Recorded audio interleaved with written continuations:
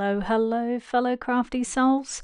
It's been a red hot minute since I've put out a new video, and today's video is a little different. It's actually a part of my level 1 final challenge for the Ultra Educator certification program.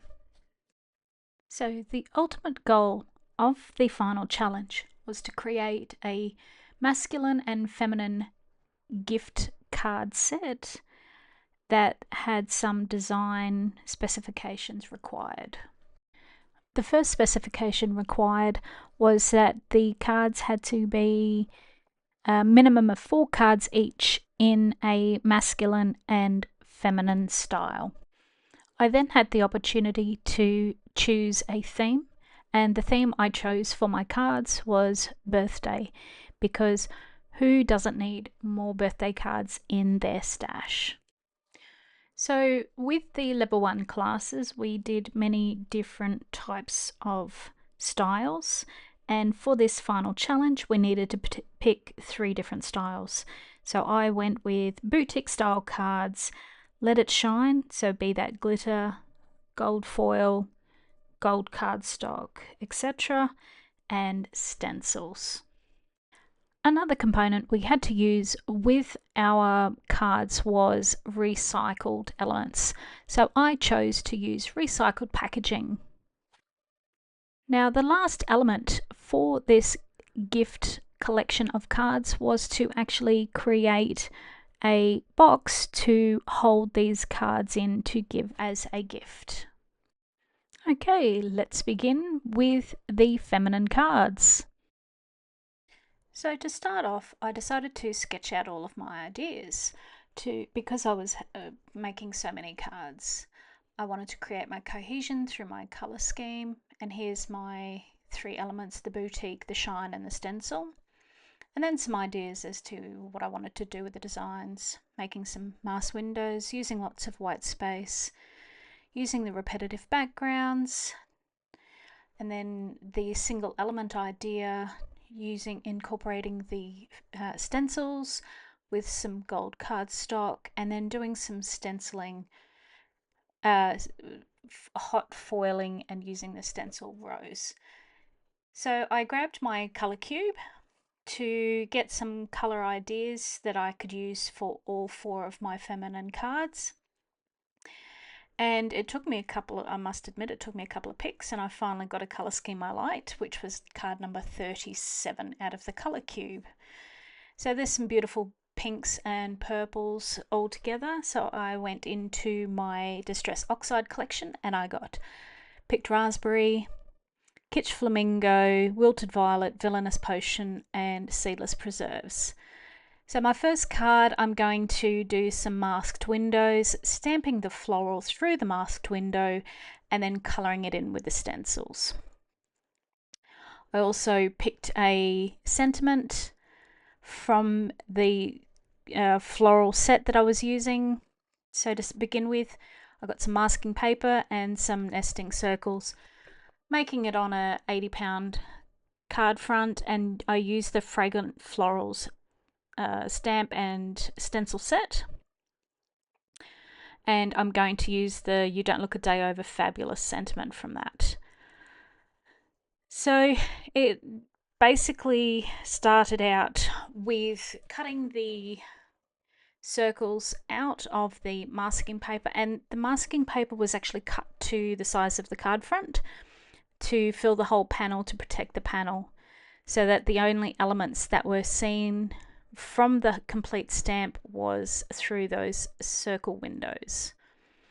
So I took my time and positioned my stamp, and it's a beautiful stamp. It's nice and big and fits over the whole panel. And I used my Memento Tuxedo black ink to stamp out my stamp. Now I will be stamping onto the masking paper, so the first thing I need to think about is ensuring that I am doing a number of stamps to ensure that the pattern's going through the window neatly.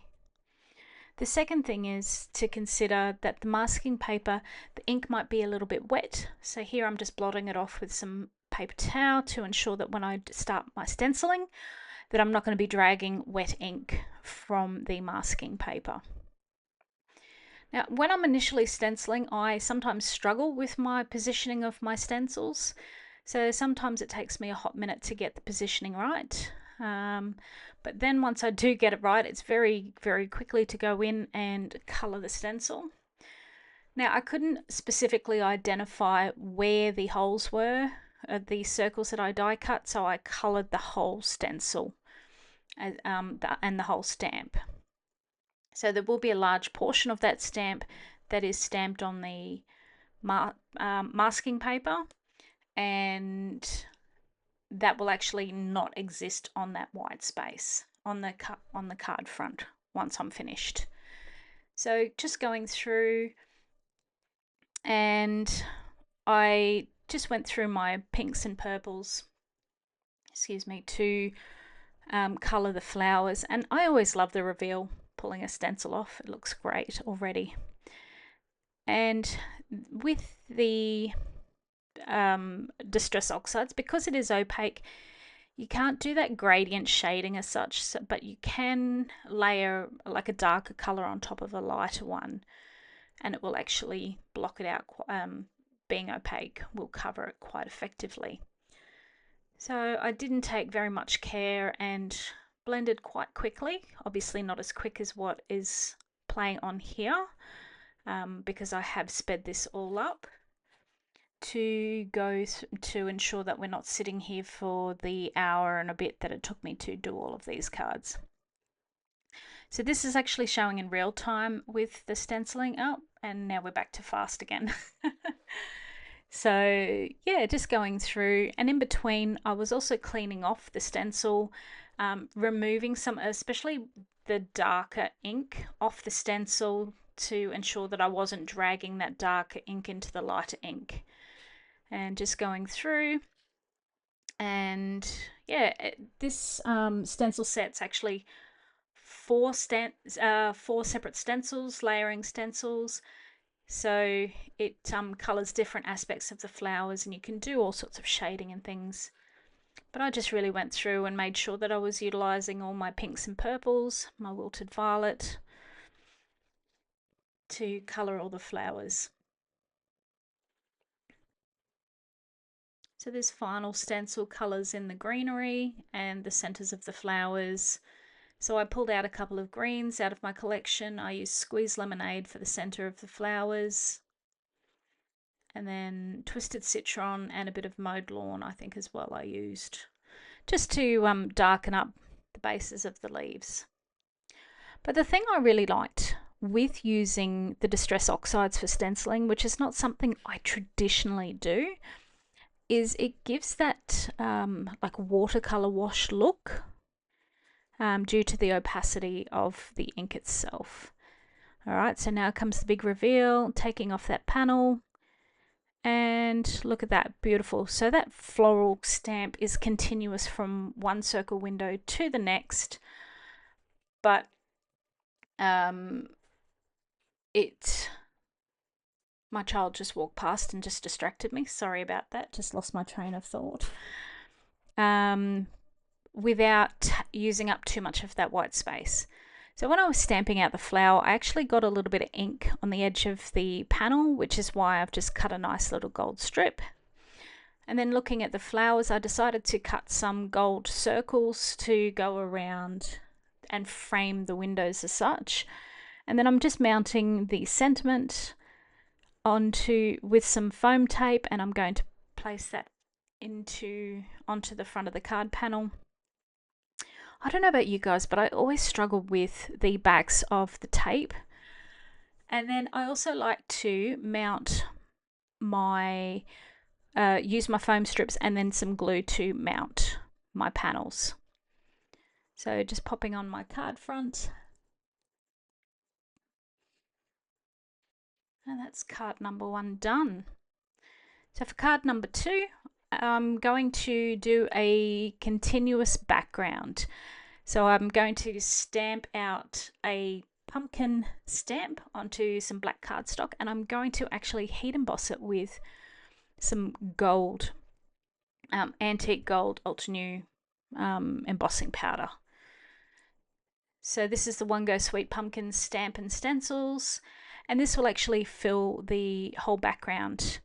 Now my powder tool has been possessed by something, and it is spewing out powder like there is no tomorrow, and it actually discolors my cardstock. So I struggle with that a little bit, so I might have to invest in a new tool, powder tool. So I stamped that out 3 times, and now I'm going to cover it in embossing powder, just pouring it out. And for the seasoned and also the new stampers that card make using heat embossing, it is magical. I love it. It's one of my favorite things to do. So I'm just using my heating tool, and I heat from the back and the front. I don't know, for me, I've found that it looks like the powder melts a little bit more flatly. So just coming through now and colouring in my pumpkin stencil. Excuse me. And the beauty of Distress Oxides is, because of the opacity, again, they do actually show up nicely on darker cardstocks. So I thought something a little bit different for a birthday card is to do a black birthday card. Don't see it very often. So I thought, why not some pumpkins, some gold, and some purple and pink. And this could be a really fun feminine birthday card, excuse me. So again, I have a red hot minute when I'm trying to work with my stencil placement. These stencils are fairly easy to place. There's only really one way they can go. But some of the floral stamps I struggle with a little. So with the different layers, I went lighter for some of the pumpkin, I don't know, ribs, whatever they are. I think they look like ribs. So I did some lighter ribs, and now I'm doing some darker ones. And then just making sure that I'm wiping off the Distress Oxide inks off the gold embossing powder. So this panel was very, very quickly to finish once all the colours had been chosen. So just sneaking in a bit of Twisted Citron for all the leaves that I've put on there. And this is a really fun little design. So a bit of heat setting of the ink, and then popping the panel onto the front of the card. And here we go, just popping on a sentiment. Very simple.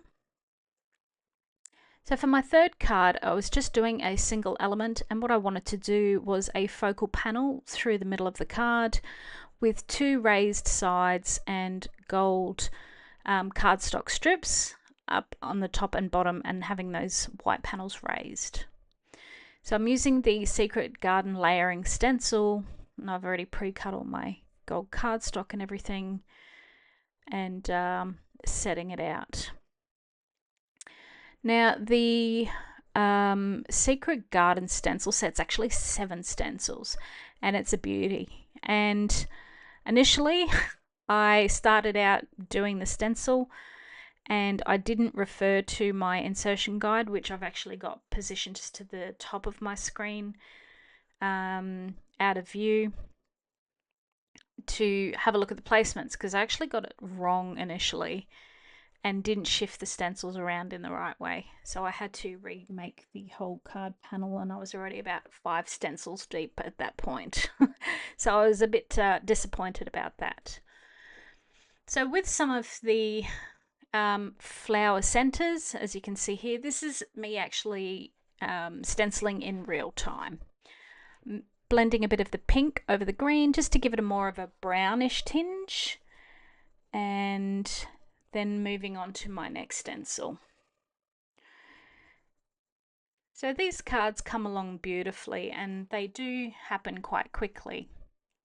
So as you can see here, it's that placement struggle to make sure that not only am I getting the large flower placement correct, but also the smaller flowers off to the left hand side of that card panel, they've got little centers.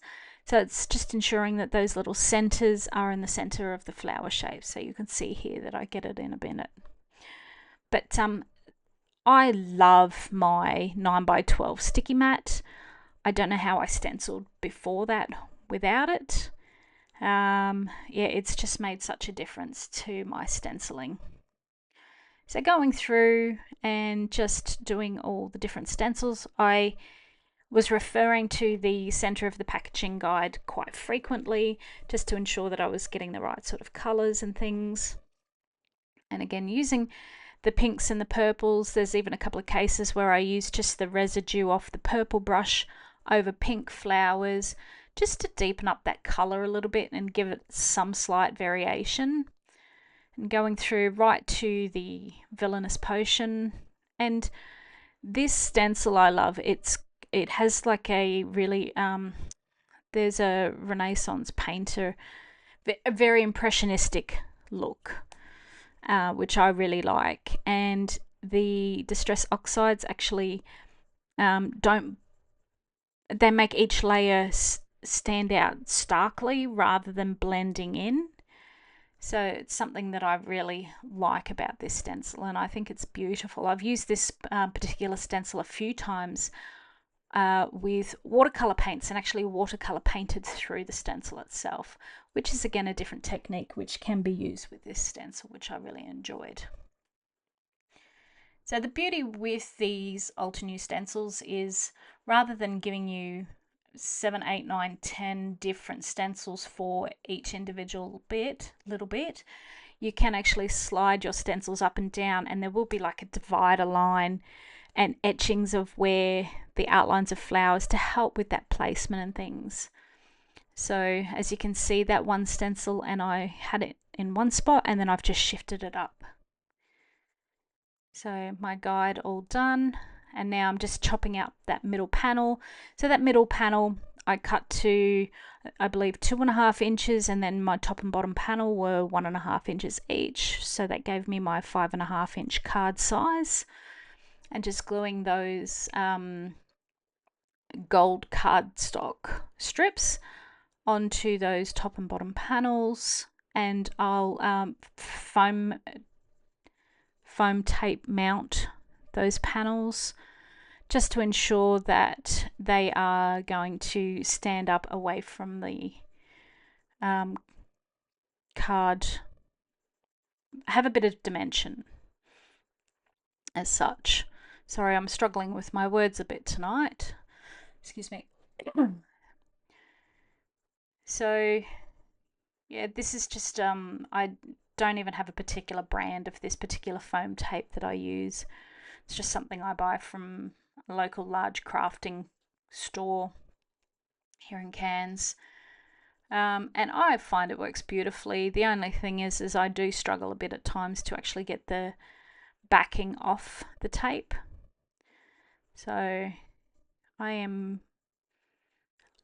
call myself the queen of cram and manage to stick things into small spaces. So I managed to get another little strip in those between those other two. So once I've actually pulled the tape off those panels, I will put some glue onto the tape panels as well, and that just gives that little bit of float time, and I find it's just really handy to actually use.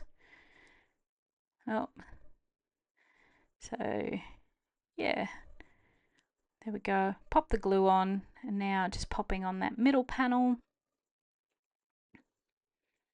And you can see that because the middle panel has that continuation of picture, and it looks as if the picture continues on outside of those borders, which adds to the interest of that front panel. So just getting it all glued down, and I'm going to glue this one directly to the card front and then raise the bottom white panel just for that dimension and interest. So gluing my last panel together. And look, I didn't struggle with the tape that time. Well, not that I didn't fast forward through it. So these were just some happy birthday sentiments I used with foil. These ones, yeah. So for my last card, I am doing the foil rose with the stencil as the focus. And I'm using the Gilded Rose foil plate and stencil.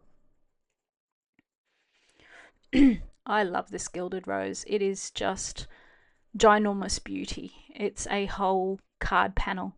And this Aura Hot Glimmer foil, it looks absolutely stunning to do the rose outline.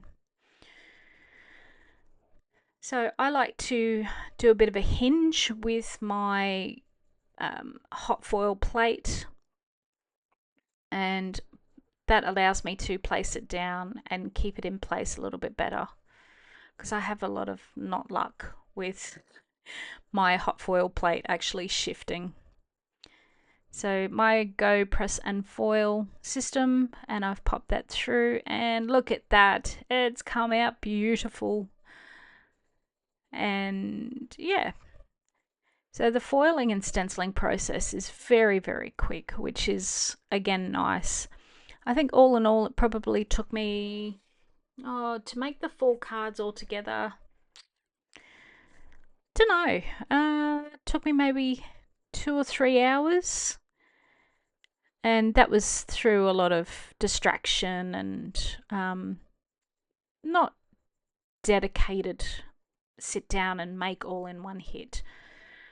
Yeah, but it made for a couple of busy days of filming, because I ended up losing space with my on my video camera, which is an old phone, and then also on my computer. So I had to clear space, and in doing so I managed to delete the footage of the masculine cards that I created. So that was a bit devastating. So look at that beautiful rose.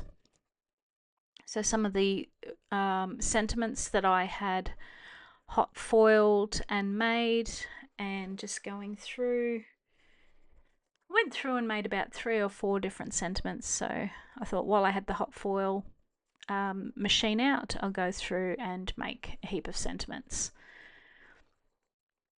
So I cut the Gilded Rose out and just made a gold frame to mat behind the rose, and then just popped on a white foil sentiment, and I, with my sentiments, like to double them up.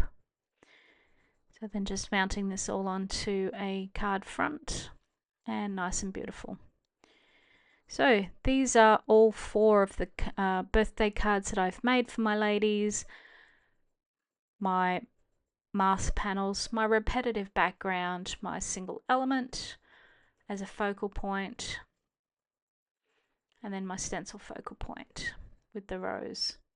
So these are my ladies boutique style cards with stencil and the shine in the form of the gold with the cardstock. All right, let's move on to his cards. It was at this moment that she knew she done. Yes, I did. So I'm just going to really have to talk through my cards. So again, I am doing the birthday cards with the boutique, the shine, and the stencil. I have my white space. I have my repetitive background. I have my single element, and then the stencil as the focus. For these cards, it made it really easy for myself. I used 1 stencil, and then I used the mixed leaves set to create the elements. And the color scheme was so simple, black and gold. So for my first card, I did the gold heat embossing through the stencil, created my gold leaf, and then mounted it onto a little black card mat as well, to ensure that the gold leaf stood out. So that's a bit more raised as well. So then my repetitive background came in the form of the stencil covering the whole background. The stencil, I actually used the Gina K glitz glitter gel, and then use the leaf repetitively as well. So I did alternating gold and black leaves with the gold and black birthday sentiment mounted onto a little black mat. And then you can see there the stencil's actually done with the Gina K glitz glitter gel. Nice and simple, and still a masculine design. And who says men can't have glitter? Pish posh.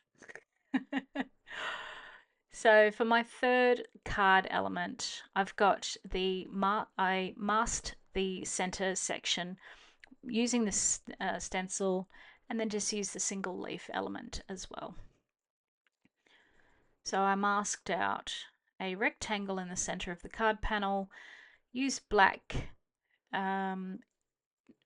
distress oxide. I used the black soot, and then the leaf I used cut out from the gold cardstock, and then the happy birthday sentiment. So all the sentiments came from I'm having a rustle through my collection because for the life of me I didn't keep it out. Was the Versatile Greetings 2 set. So my fourth card was a piece of black cardstock. The stencil focus, I wanted to do some dry embossing with the stencil, and I thought on the gold cardstock that would be fabulous, and then using that leaf element as well. So as you can see, that gold cardstock, I had to run it a couple of times through my a die cut machine to ensure that I got that stencil imprint properly, and I had to make a couple of adjustments just to create some more pressure. And then again using that brushed gold happy birthday element. So there are my 4 masculine birthday cards, and again very simple designs, very quick to make. So for the box I used a template from Gina K, and I've just got it sitting there and following along. In the description of this video I will put the link to actually join the Gina K Facebook group, and that's where they have the template. So the template goes through and just mentions all the dimensions, where to actually score the lines. Then there will be places that there will be squares that need to actually be cut out, which I went through and coloured with my pencil until I realised I had the cardstock around the right way. And then once I'd marked out all the bits that needed to be cut out and all the lines that needed to be cut, I went through and just got those all cut out. And it took me, I don't know, maybe 15 minutes or so to 20 minutes once I got everything scored and cut out to actually put this box together. The thing that took the longest was actually stenciling this box. So I went, and my recycled element was to use some recycled packaging. So here I'm actually cutting out a window, and I'm going to use some recycled stamp packaging that I've got in my collection to actually make a window at the front and stick that on. So I'll just take my little rectangular die out and get my plastic all together. Yeah, just some old stamp packaging I think I got from another stamp company at one point. Simon Says Stamp held one of my stamp sets, and just going through and going to cut that so it fits the window. So as you can see, my so coordinated hand movements to try and get it together and cut it out. Yes, I have my very awkward hand moments. Always when I know someone's watching, hence why filming it can be very awkward at times. So yeah, just cutting the plastic out, taking my sweet time. Very variable with my speeding up of my videos, unfortunately. So yes, now I did do like a little tick mark on the front of my card, so just to make sure I had it folded the right way and that I was gluing the window on the right way. So I'm just using my glue gun and going around the outside of that window on the inside of the box once it's folded. And that will create my display window. I was actually really stoked with how this box turned out, and it will become a staple in my, I think, my Christmas card creation, with and without windows. But yeah, you can store quite a few cards in there. So for the cohesion and to tie my gift box to my gift cards, my masculine ones, I used the same stencil that I used in my card creation, which was the Deco wallpaper stencil. And I'm just going through and doing a really patchy job. I'm not making any major effort. It's more just to get the box coloured and using the black element out of the black and gold, just really to create interest on the box more than anything else. So now I'll struggle and fold that down a dozen times and just trying to glue it all down. So it can be a little bit fiddly, but once you get all the flaps folded down and glued, it would make it easier to actually use like double-sided tape, but I don't have any. So thank you so very much for joining me today for my assignment, and I appreciate you coming back to my channel, and I look forward to seeing you again on another card making episode shortly. Thanks again. Bye.